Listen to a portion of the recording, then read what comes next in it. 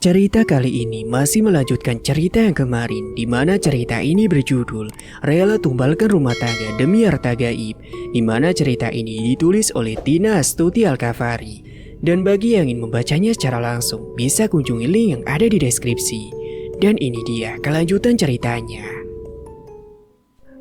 Sementara itu, di tempat lain, yakni di kediaman Ki Darmo dan Iwan saat ini seperti merasakan kepanasan yang luar biasa. Ki Darmo merasa mantra yang dia baca sejak tadi kini berbalik kepada dirinya. Tiba-tiba saat Ki Darmo menyalakan dupa kembali, tempat di mana rempah-rempah yang dibakar meledak mengeluarkan suara dentuman yang keras hingga mengejutkan Ki Darmo dan Iwan yang sedang merasakan hawa yang panas. Astaga, kenapa Ki? Ki Darmo masih diam sembari menggelengkan kepalanya sembari berkata, "Maaf, tidak bisa. maksudnya Ki? Dukun kamu yang terdahulu jauh lebih kuat dan saya menyerah," sambung Ki Darmo. Iwan pun putus asa, dia tidak bisa melawan Mbak Waro. Sepulangnya Iwan dari kediaman Ki Darmo, Iwan pun menyesali perbuatannya hingga membuat rumah tangga Mirna menjadi hancur dan membuat warung Mirna menjadi begitu sepi. Dia sadar sampai kapanpun tidak akan pernah bisa memiliki si Mirna. Kisah Iwan yang ingin mendapatkan Mirna pun akhirnya sudah usai. Tak ada harapan lagi untuk Iwan. Dia sudah menyerah dan hanya tersisa saat ini sebuah penyesalan yang luar biasa baginya. Sementara itu, Mbak Waro tampak sangat murka kepada Iwan. Tapi Mbak Waro sangat puas karena dia yang menang saat ini dapat mengambil hati si Mirna dengan berpura-pura menjadi Wisnu. Mbak Waro akan selalu melancarkan aksinya dengan menyamar menjadi lelaki tampan tanpa Mirna ketahui sampai kapanpun. Mbak Waro tahu kalau Mirna sudah dimabukkan cinta kepada si Wisnu. Beliau tahu betul karena beberapa kali Mirna sudah menyerahkan tubuhnya untuk Wisnu dengan sukarela. Dan itu membuat Mbak Waro menjadi tergila-gila dengan aroma tubuh Mirna yang membuatnya menjadi candu. Mungkin Mbak Waro sudah gagal untuk kembali menikmati Mirna karena ada yang menyerang Mbak Waro dari kejauhan, yaitu pelaganya sendiri. Mbak Waro mengetahui bahwa Iwan sudah kalah dan tidak bisa melawan lagi, dikarenakan Mbak Waro adalah dukun sakti mandraguna yang sudah terkenal. Hanya orang-orang tertentu yang bisa bertamu dengan beliau. Sementara itu, Mirna pulang ke rumah dengan perasaan yang dongkol. Dia sedikit kecewa karena Wisnu menyuruhnya untuk pulang. Sedangkan Mirna sudah tidak bisa lagi menahan rindu ingin menuntaskannya. Karena Mirna sudah tidak pernah lagi mendapatkan belayan seperti lembutnya belayan kasih sayang dari Wisnu. "Mirna, dari mana kamu?" tanya Imron yang kini sedang duduk di sofa ruang tamu. "Keluar ada urusan tadi," jawab Mirna yang langsung menuju kamar. "Terus sekarang sudah selesai?" tanya Imron lagi. "Iya, makanya aku pulang," ketus si Mirna. Beberapa pertanyaan yang dilontarkan Imron hanya ditanggapi Mirna dengan ketus saja. Dia tidak suka ditanya-tanya begitu, apalagi sekarang moodnya sedang tidak baik. Terlihat Imron saat ini sedang mengalami batuk-batuk. Beberapa kali Imron batuk sampai memuntahkan cairan berwarna merah. Tapi dia sama sekali tidak ingin berniat pergi ke dokter untuk menanyakan perihal penyakit yang dialaminya. Bahkan bukan hanya batuk-batuk, tapi dia juga merasa sangat malas untuk ngapa-ngapain, termasuk untuk mendekati si Mirna. Beruntung bagi Imron, Mirna tidak pernah menuntut hal itu, bisa dibilang dia kehilangan nafsu. Imron pun akhirnya memasuki kamar setelah cukup lama merenung di ruang tamu, di mana dia hanya duduk-duduk tidak melakukan apapun. "Mas, aku mau bicara sama kamu," ucap Mirna. Imron pun mendongakkan kepalanya menghadap Mirna. Tidak ada jawaban, dia hanya menatap ke arah istrinya. "Kalau mas sakit-sakitan begini, banyak kebutuhan yang tidak tertunaikan mas," jelas si Mirna. "Lah terus?" tanya Imron. Dia mengetahui pembicaraan Mirna ini arahnya kemana dan lagi-lagi pasti ingin meminta bercerai. "Aku minta kita udahan aja. Kalau kamu tidak bisa ngapa-ngapain lagi, tidak memberikan nafkah lahir maupun batin, sama saja aku seperti janda mas. Lebih baik aku sendiri," tutur si Mirna. Imron sudah tidak terkejut lagi atas penuturan Mirna. Tapi sebisa Imron mempertahankan, maka pasti dia pertahankan. Sudah lama menikah, sudah lama berjuang bersama, sudah lama menanti anak. Sungguh sangat disayangkan kalau harus berpisah. "Bertahanlah Mirna, semoga sakitnya mas cepat sembuh," jawab Imron sembari membaringkan tubuhnya di kasur, sedangkan Mirna masih duduk di depan cermin. Sungguh sangat sakit hati Imron. Ia segera tidur agar bisa melupakan pembicaraannya dengan Mirna. Mirna pun kembali menengus kesal, tapi dia harus sabar. Mungkin tinggal sedikit lagi, dia harus menunggu waktunya. Sesekali dia tersenyum sinis sambil berucap dalam hati, Sakit kamu tidak akan lama kalau kamu cepat melepaskanku. Singkatnya hari berganti dengan hari hingga Imron terus sakit-sakitan dan kini Imron terus terbatuk-batuk dan mengeluarkan darah yang cukup banyak. Imron pingsan dan tergeletak di dapur dengan darah yang berceceran. Mirna sempat panik dan segera meminta pertolongan kepada orang-orang. Beberapa di antaranya berinisiatif untuk meminta Mirna secepatnya membawanya ke rumah sakit. Tetapi Mirna justru melarangnya dan beralasan bahwa suaminya baik-baik saja dan katanya sudah biasa begini. Setelah Imron sudah siuman dan orang-orang sudah pergi, akhirnya Mirna kembali memutuskan untuk bercerai saja. Dia sudah menyerah dan Mirna sudah berterus terang kepada mertuanya bahwa Imron tidak bisa menafkahinya. Orang tua Imron pun setuju karena tidak bisa dipaksakan kalau Mirna sudah angkat tangan dan sudah lelah dengan sabarnya. Akhirnya Imron pun dijemput oleh orang tuanya yang kini masih tersisa ibunya saja. Imron pun juga sudah pasrah atas keputusan si Mirna. Kini ibunya datang menjemput dengan saudaranya.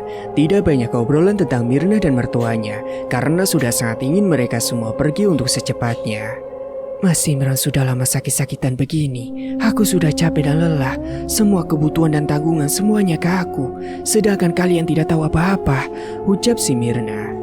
Bukannya kamu yang tidak pernah menghubungi kami dan cerita kalau Imron sakit, tutur mertuanya Mirna. Kenapa harus aku? Bukannya Mas Imron bisa sendiri untuk memberitahu kalian, sengit si Mirna. Imron hanya diam, dia juga sudah lupa untuk menghubungi orang tuanya bahkan saudaranya. Dia juga sudah merasa tidak bisa lagi menggunakan HP. Bang Imron, kita pulang aja sekarang. Aku merasa rumah ini sangat panas, ucap Irfan, adiknya dari Imron. Mirna pun menatap iparnya tersebut, perasaannya menjadi tidak nyaman. Imron sakit bukan sakit biasa, tapi itu adalah guna-guna dari Mirna. Dia takut mertuanya dan iparnya itu tahu bahwa itu adalah ulahnya. Sebaiknya kita bawa abang kamu ke rumah sakit dahulu, ucap mertuanya si Mirna. Akhirnya mereka pun pergi meninggalkan Mirna yang seorang diri. Saat sedang di mobil, Imron masih menatap istrinya tersebut. Imron sangat terpaksa berpisah dengan si Mirna. Tapi mau bagaimana lagi? Imron tahu Mirna bukannya sudah lelah dan capek, tapi dia mengetahui bahwa Mirna tidak cinta lagi kepadanya. Setelah perbincangan antara Irfan dan ibunya, maka mereka pun memutuskan untuk tidak jadi membawa Imron ke rumah sakit karena mereka sudah mengira kalau Imron ini bukanlah sakit biasa, tetapi karena ada sesuatu. Kalau hanya sakit biasa, Imron tidak seperti lupa dan linglung begitu, karena yang ada di pikiran Imron hanya Mirna seorang. Kita bawa ke Ustaz saja dulu, Bu. Bang Imron ini sakitnya tiba-tiba begini dan langsung sakit keras, ucap adiknya si Imron. Ya sudah, ibu pun juga merasa aneh dan tidak enak hati setelah melihat abangmu begini, jawab ibunya yang setuju dan mereka pun langsung mendatangi seorang ustadz. Berbeda dengan Imron, Mirna sangat dirundung bahagia. Dia selalu senyum-senyum telah berhasil berpisah dengan suaminya, walaupun belum resmi bercerai secara negara. Mirna sudah merasa bebas dan sesuka hatinya mau pergi kemana saja. Yang utama dia pikirkan adalah secepatnya bertemu dengan Wisnu, serta ingin menanyakan tentang kepastian hubungan mereka akan berlanjut ke jenjang lebih serius. Tidak perlu menunggu masa idah dan mendapatkan surat cerai, dia bisa menikah siri dulu dengan si Wisnu. Dan itu adalah pemikiran Mirna saat ini. Mirna pun berencana sore ini dia akan pergi menemui Wisnu. Dia akan mengajak Wisnu untuk tinggal bersamanya terlebih dahulu. Sebenarnya dia ingin sekarang ke tempat kediaman Bawaro. Tapi setahu Mirna, Wisnu kalau siang-siang begini tidak bisa ditemui karena dia tidak ada di rumah. Percuma saja pikirnya, dia juga malas sekali kalau hanya bertemu dengan Bawaro yang buruk rupa itu. Mirna membersihkan kamarnya. Di dalam lemari sudah kosong pakaian milik Imron karena sudah dibawa semua. Dia bersih-bersih dan menyingkirkan barang-barang Imron yang masih tertinggal. Mirna sangat berharap Wisnu mau tinggal di rumahnya.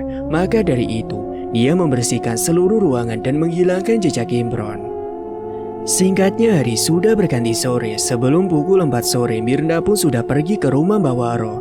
Tidak lupa dia juga membelikan banyak oleh-oleh agar Wisnu makin terpesona dan Mbak Waro pun merestuinya. Perjalanan cukup jauh dan memakan waktu, tapi bagi Mirna tidak apa-apa karena itu semua demi Wisnu seorang. Mirna merasa heran, yang dikatakan Iwan waktu lalu, Mbak Waro adalah dukun yang sakti, tapi dia tidak pernah kebetulan bertemu dengan orang yang mempunyai tujuan tertentu untuk mendatangi Mbak Waro. Sebenarnya ada yang ingin dia ceritakan kepada Iwan, tapi sudah lama Mirna tidak bertemu dengan Iwan semenjak warungnya tutup.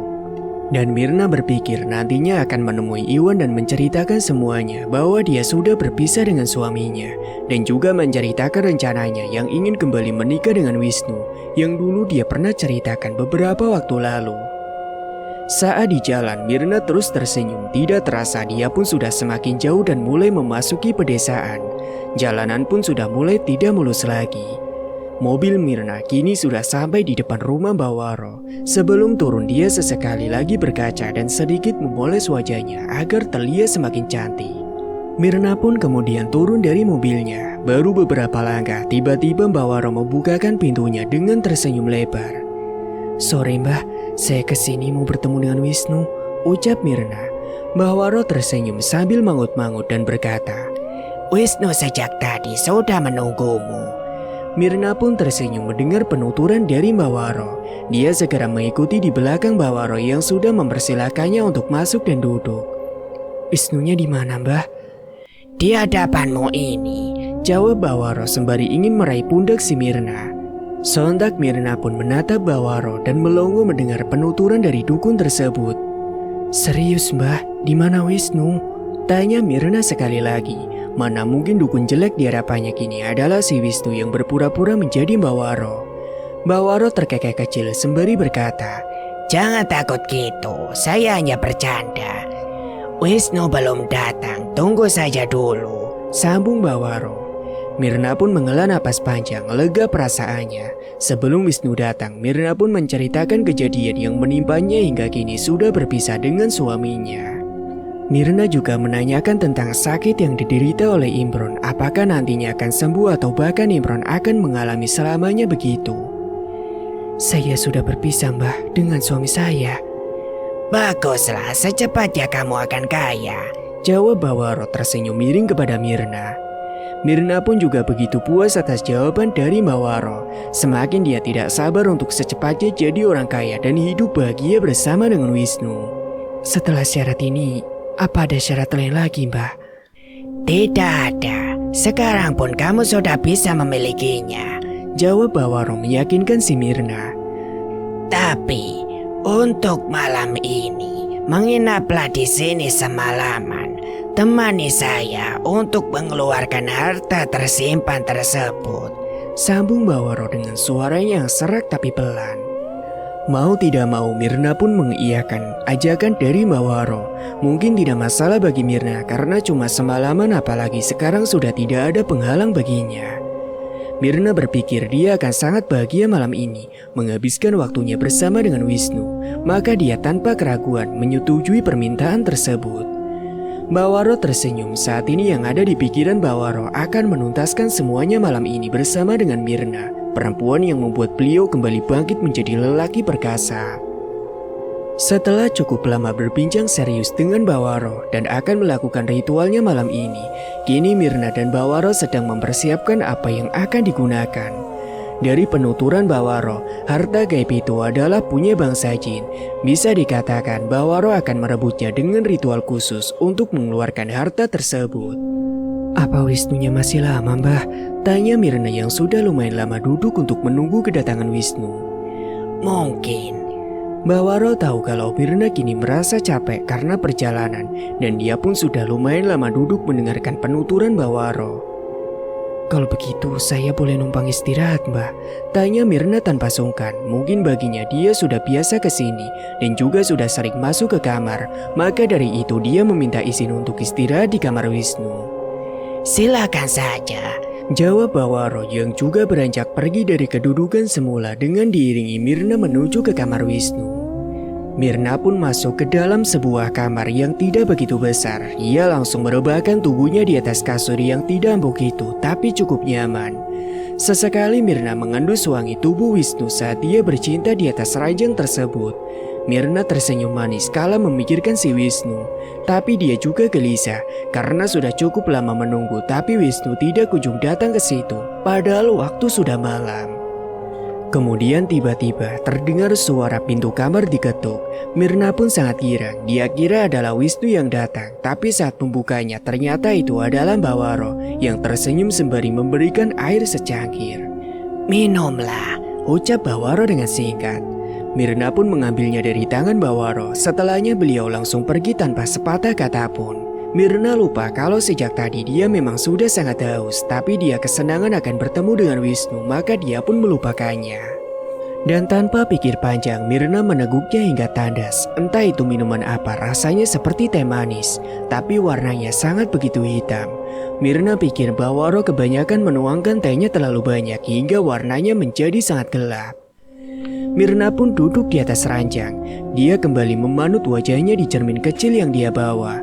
Tidak lupa parfum mahal terus dia semprotkan di seluruh tubuhnya agar bisa membuat Wisnu semakin betah kepadanya. Saat beberapa menit tiba-tiba pintu kamar terbuka. Mirna pun menoleh sedangkan yang kini membuka pintu tersebut tampak kaget dengan kehadiran Mirna yang tidak lain adalah orang yang ditunggu-tunggu sejak tadi. Mirna pun tersenyum manis sedangkan Wisnu sangat pangling ketika melihat Mirna yang kini bertambah kecantikannya. maaf aku istirahat di kamar kamu. Ucap Mirna membuka percakapan. Oh iya tidak apa-apa, jawab Wisnu sembari mengganti pakaian yang tidak jauh dari Mirna duduk. Apakah kamu sudah lama menungguku? Lumayan. Mirna seakan menjadi gelisah ketika melihat badan kekar dan tegap itu tanpa menggunakan baju. Otot perutnya sangat bagus, mungkin Wisnu sering berolahraga, itulah pikir Mirna. Kenapa? Tidak, aku cuma suka aja lihat badanmu. Terus kalau suka, tanya Wisnu yang seakan memancing perkataan Mirna. Mirna pun tersenyum sembari menunduk malu saat Wisnu hendak mendekati Mirna, tapi Mirna langsung berdiri dan bertanya kepada Wisnu. Mbak Waro ada di mana? Wisnu diam sejenak lalu berkata, dia sudah tidur. Mirna pun tersenyum mendengar penuturan Wisnu. Khawatir Mbak Waro nantinya akan mengetuk pintu ketika mereka sedang bersenang-senang. Tanpa malu dan sungkan, Mirna pun langsung menghambur ke pelukan Wisnu. Ada aroma wangi yang membuat Mirna menjadi candu dalam pelukannya. Tidak seperti suaminya si Imron, saat mendekat saja dia seperti mencium aroma busuk. Maka dari itu Mirna sangat enggan untuk berdekatan dengan Imron, apalagi jika berhubungan suami istri. Sesekali Mina tertawa atas perilaku Wisnu yang sengaja membuat suasana bercanda dahulu. Lalu lama-kelamaan mereka sudah menyatu dalam permainan malam itu. Suasana malam yang sepi membuat keduanya semakin tenggelam dalam lautan kenikmatan. Hingga tidak Mirna sadari dengan mata yang terbajam, Wisnu yang tampan sesekali berubah wujud menjadi wujud nyatanya yang menyeramkan dan kelihatan begitu menakutkan. Entah sampai kapan berakhirnya permainan itu hingga mereka berdua tidak kunjung lelah juga. Dan sampai ketika pukul 3 dini hari, Mirna pun sudah sangat kelelahan mengimbangi Wisnu yang seakan tanpa lelah. Dan dalam sekejap Mirna pun sudah tertidur dengan sangat pulas. Setelah melihat Mirna tidur, tiba-tiba Wisnu yang tampan kini turun dari atas ranjang dengan wujud nyatanya yang setengah bungkuk itu. Dan dengan sangat pelan dia membuka pintu dan meninggalkan Mirna seorang diri. Singkatnya hari sudah beranjak siang. Jam 10 pagi Mirna belum bangun juga dari tidurnya. Dia masih sangat pulas tanpa tahu celah matahari sedikit memasuki kamar kecilnya. Mbak Waro sesekali mengecek Mirna dengan tersenyum dengan senyum ciri khasnya yang seakan seperti seringaian. Sementara itu, di kediaman yang berbeda, ibunya Imron dan juga Irfan, saudaranya dari Imron, sangat sibuk membawa Imron ke rumah sakit untuk dicek lab agar mengetahui Imron sedang sakit apa. Sepulang dari situ, mereka kembali membawa Imron ke salah satu tempat ruqyah. Beberapa kali Imron memuntahkan cairan berwarna merah yang sangat begitu kental, hingga membuatnya terkulai menjadi lemah. Ibunya Imron yang menyaksikan nampak begitu syok dan juga ikut lemah ketika melihat sang anak jatuh pingsan, setelah mengeluarkan cairan berwarna hitam kehijauan yang bercampur rambut yang menggumpal begitu kecil. Bang Imron baik-baik aja, Bu. Dia hanya kelelahan. Insya Allah Bang Imron akan sembuh seperti sedia kala, Bu. Ucap sang adik untuk menenangkan ibunya yang sangat terkejut atas peristiwa saat ini. Ibunya menangis kala tahu Imron bukan sakit biasa, tapi karena ada seseorang yang sengaja menyakiti dengan cara diguna-guna. Tapi kenapa Imron jadi bisa sampai begitu, Nak? Ibunya tergugu melihat anak pertamanya tersebut. Tapi memang ada orang yang sengaja membuatnya begitu. Mungkin iri atau bisa juga karena sakit hati, jelas saudara Imron. Dan dari penjelasan Ustadz yang membantu Imron, itu adalah sihir yang sengaja dibuat untuk melumpuhkan si Imron, lumpuh otak serta badan. Makanya sangat terlihat Imron sering diajak bicara namun tidak merespon, badannya pun juga melemah. Ibu dan saudaranya Imron tidak tahu siapa dalang semua ini. Setahu mereka, Imron orangnya baik pada siapapun dan tidak pernah punya musuh sekalipun. Tapi entahlah, kenyataannya memanglah begitu. Hanya saja kata Ustadz, bisa dikatakan bukan hanya satu orang yang ingin menyakiti Imron. Saat ditanya siapa pelakunya, Ustadz tidak menjawabnya. Katanya khawatir menjadi marah dan malah berkeinginan untuk membalas perbuatan tersebut. Maaf, saya tidak bisa memberitahukan siapa pelakunya untuk menghindari hal yang tidak diinginkan. Jelas Ustadz yang bernama Pak Nazir. Terus kami harus bagaimana, Pak? Tanya ibunya Imron. Kalian berdua fokus untuk kesembuhan Imron saja. Tidak perlu ingin tahu siapa pelakunya. Biar Allah saja yang membalasnya. Tutur Pak Ustadz. Ibu dan saudaranya Imron serentak mengangguk kepala secara bersamaan dan juga mengiyakannya. Pak Ustadz Nazir memerintahkan untuk sering-sering Imron dibawa ke tempat ruqyah dan setiap saatnya selalu ada yang mengajaknya untuk sekedar berbicara agar Imron tidak merenung sendirian yang menjadi pikirannya akan menjadi kosong. Setelah berpamitan, mereka berdua pun membawa Imron pulang ke rumah yang ada di pikirannya hanya ada tanda tanya. Entah kenapa orang tersebut sangat tega membuat Imron menjadi begini. Di tempat yang berbeda, Mirna masih tertidur nyenyak hanya dengan balutan selimut yang menutupi tubuhnya yang tanpa busana. Sesekali Mbak Waro masuk dengan senyum seringainya dan membaca doa-doa di depan Mirna yang tidak sadar entah itu doa untuk apa. Mbak Waro kembali berucap sebelum meninggalkan Mirna yang tidur. Dan bahkan tidak lupa, beliau juga mendaratkan kecupan di dahi Mirna. Tidurlah yang nyenyak. Sangat menyeramkan ketika Mbak Waro mengucapkan kata tersebut, sedangkan Mirna bukan terlihat tidur tapi seperti orang yang pingsan. Entah sampai kapan Mirna tertidur sangat pulas, hingga Mbak Waro beberapa kali memercikan air yang sudah dibacakan sesuatu. Namun Mirna tidak bangun dan tidak merasakan apapun. Keseharian Mbak Waro hanya di rumah, sesekali pergi ke hutan untuk mencari kayu bakar ataupun mencari dedaunan yang bisa digunakan untuk ritual tertentu. Mbak Waro hanya bisa menerima tamu tatkala ketika hari sudah mulai senja. Entahlah kalau siang hari beliau tidak bisa ditemui dengan alasan istirahat. Maka dari itu banyak tamu-tamu beliau yang datang saat senja atau saat malam sudah tiba. Mbak Waro tinggal berjauhan dengan warga. Kalaupun bertemu orang-orang saat siang hari, Mbak Waro tidak pernah menanggapi sapaan ataupun senyuman dari para warga. Makanya banyak orang-orang yang seperti ketakutan melihat Mbak Waro yang hidup seorang diri dan jauh dari desa tempat tinggal para warga. Dari penuturan warga yang pernah melihatnya saat siang hari, Mbak Waro terlihat lebih menakutkan karena terlihat goresan seperti luka-luka. Sedangkan kalau melihat saat senja hari, wajah beliau mulai berubah sedikit membaik.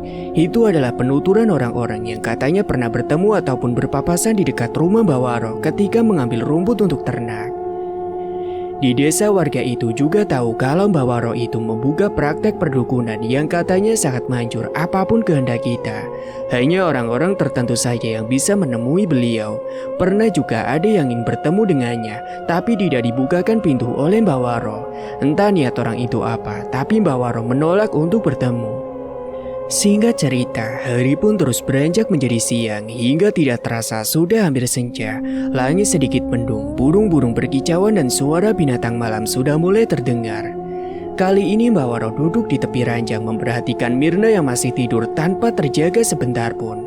Entah itu efek dari kelelahan karena hampir semalaman bercinta ataukah efek dari ramuan yang sebelum Mirna minum. Sesekali Mbak Waro menyentuh pipi Mirna yang mulus dan dia selipkan rambut menutup wajah Mirna ke telinga. Kau begitu cantik, gumam Mbak Waro sebelum dia pergi meninggalkan Mirna karena dari luar terdengar suara pintu yang diketuk beberapa kali. Mbah Waro kedatangan tamu dua orang laki-laki yang membawa masalah berbeda. Kedua lelaki tersebut ingin merobohkan usaha seseorang karena pelanggan mereka sudah diambil. Mbah Waro menyanggupinya. Biasanya Mbah Waro meminta imbalan bermacam-macam, bukan berbentuk uang saja.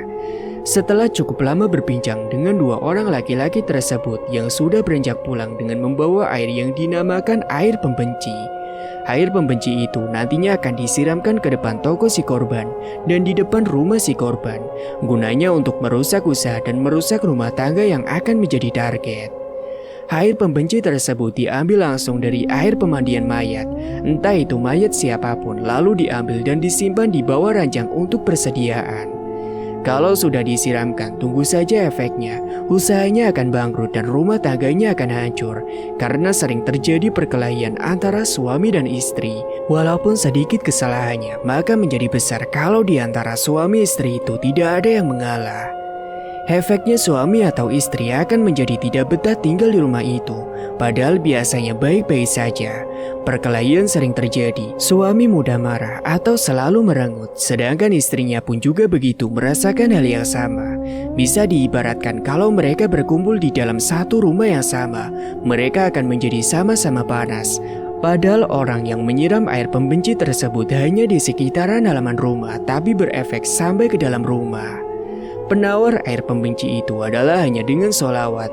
Tiap ngepel lantai baca sholawat, tiap nyapu baca sholawat, dan setiap pagi dan menjelang senja, satu gayung air dibacakan sholawat minimal 10 kali, lalu ditiupkan ke air, lalu air tersebut disiram dengan keras ke halaman.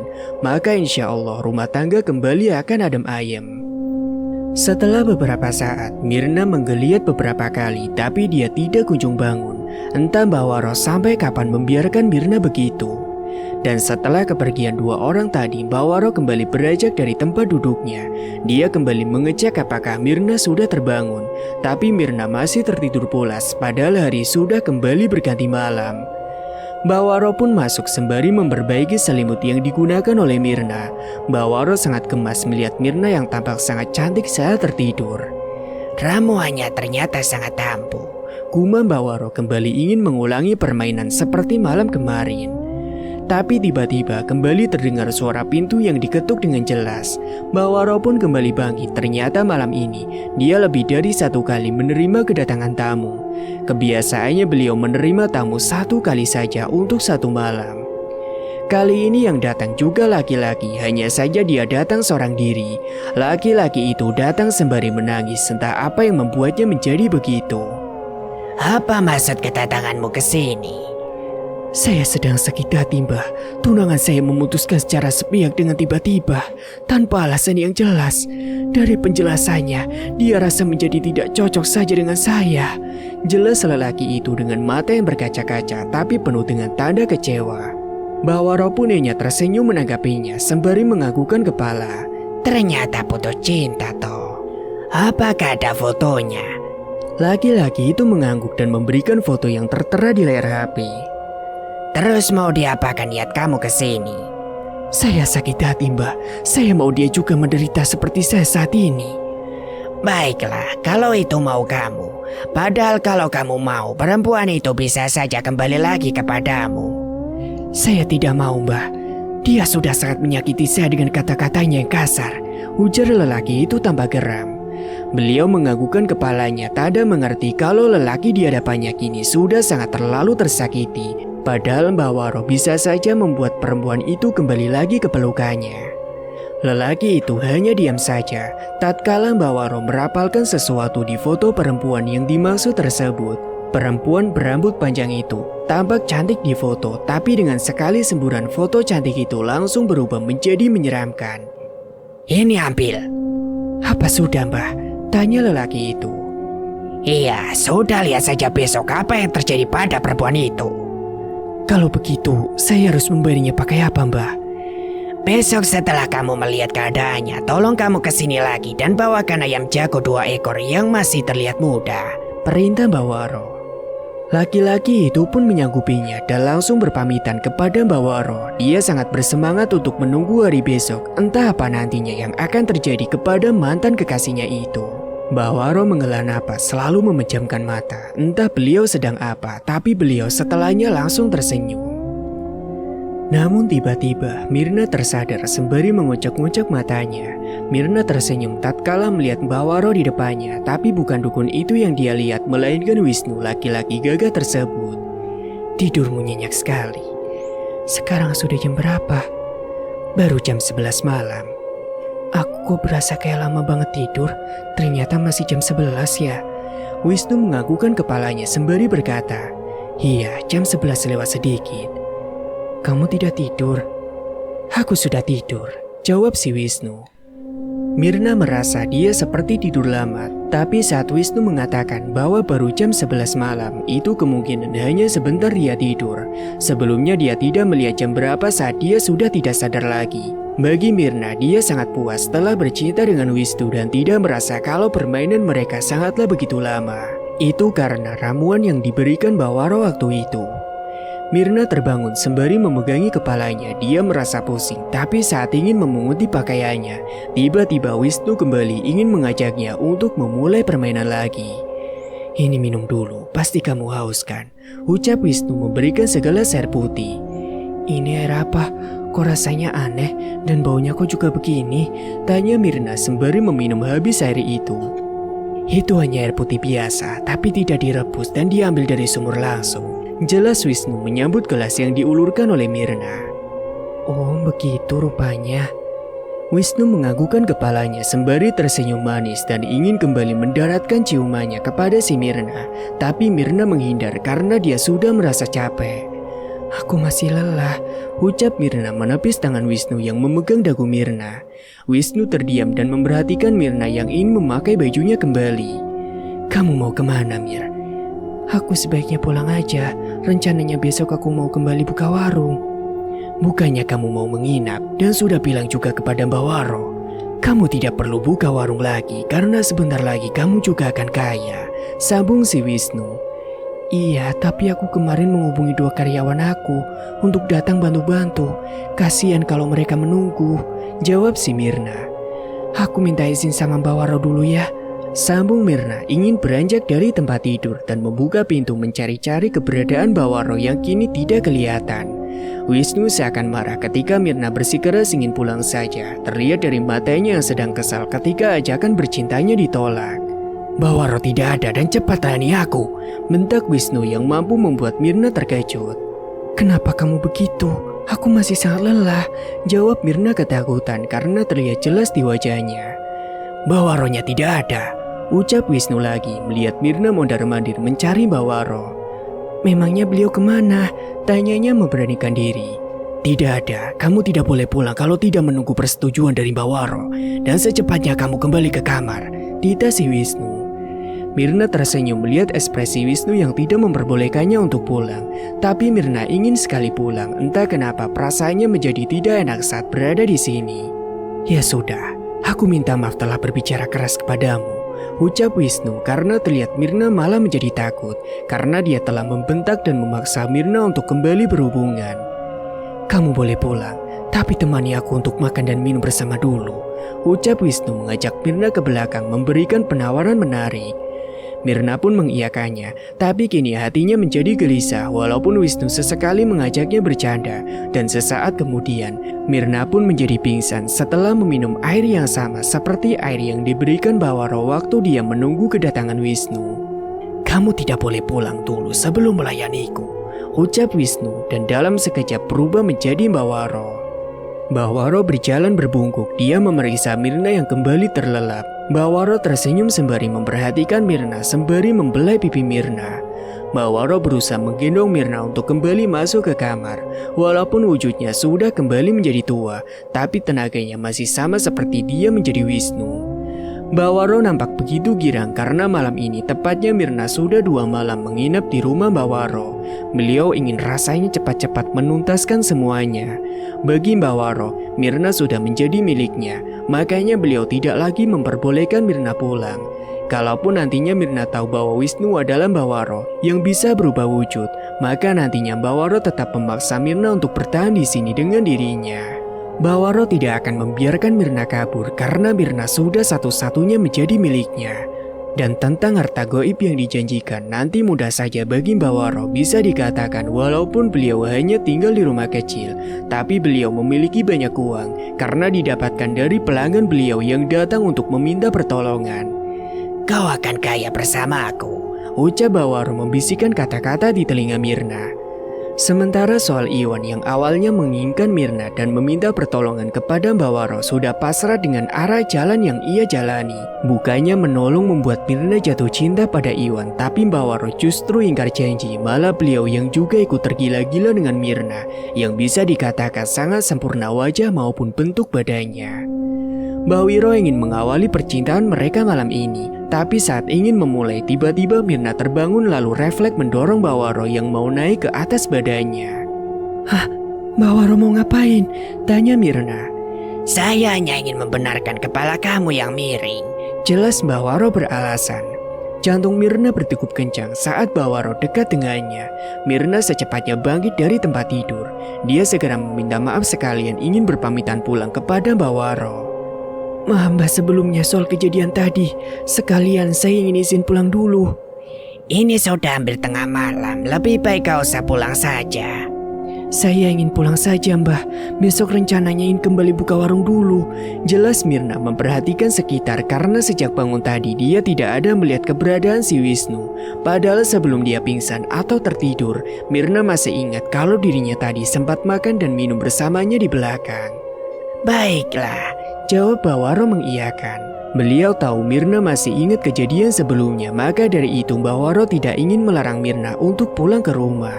Nanti ada saatnya bagi Mbak Waro untuk membuat Mirna tidak bisa kemana-mana lagi selain di sini. Wisnu mana Mbah? Aku mau pamit. Dia sudah pergi sejak kamu pingsan tadi. Pergi kemana Mbah? Cari bidan karena dia panik lihat kamu yang pingsan. Jelas Mbak Waro berbohong. Waduh, kasihan banget. Padahal aku juga tidak tahu kenapa hingga menjadi pingsan. Tolong beritahu Wisnu kalau aku pulang ya, Mbah. Mbak Waro menganggukkan kepalanya sembari mengantarkan Mirna ke depan pintu. Di luar nampak sangat begitu gelap. Jam mungkin sudah menunjukkan tengah malam. Mirna sedikit khawatir kepada Wisnu karena dia tidak sempat bertemu dan berpamitan secara langsung. Tapi Mirna ingin buru-buru, takutnya nanti Wisnu akan melarangnya untuk pulang lagi. Tadi saja Mirna seperti aneh melihat Wisnu yang tidak membolehkannya pulang. Sangat jelas dia melihat mata Wisnu yang seperti marah kala dia memaksa untuk pulang. Untungnya tadi Mbak Waro memperbolehkannya, dia sedikit lega. Sebenarnya dia takut juga kalau disuruh menginap di hutan begini dan berjauhan dari para warga desa. Hati-hati di jalan, ucap Mbak Waro seperti menakuti Mirna yang tetap kekeh ingin segera pulang. Iya Mbah, jawab Mirna masuk ke dalam mobil.